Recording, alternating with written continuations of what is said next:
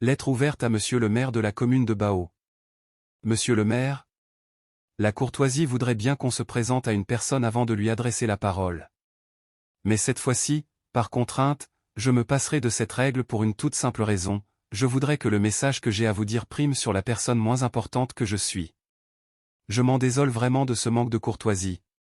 Monsieur le maire, je suppose que vous connaissez mieux que moi la très vieille définition du mot politique comme art de gérer la cité.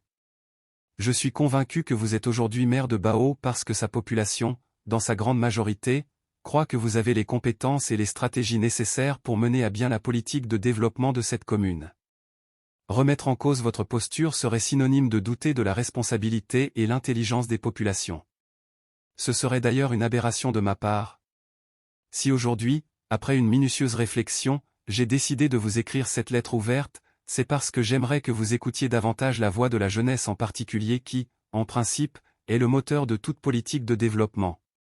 Diriger, c'est savoir écouter la voix de la jeunesse.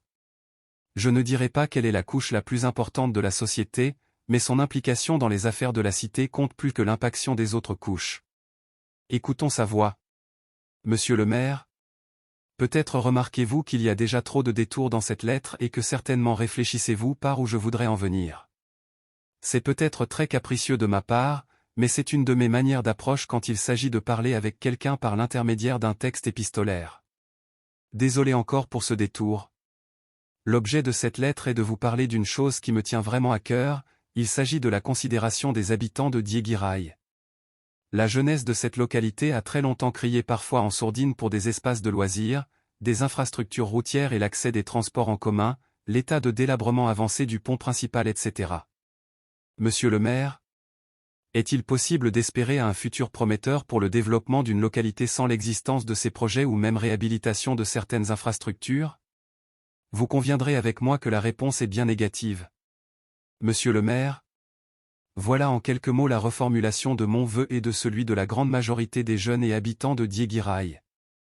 Cette lettre est juste un petit rappel pour vous demander davantage d'écouter la voix de la jeunesse, et mieux encore, de l'entendre pour répondre à ces priorités citées précédemment.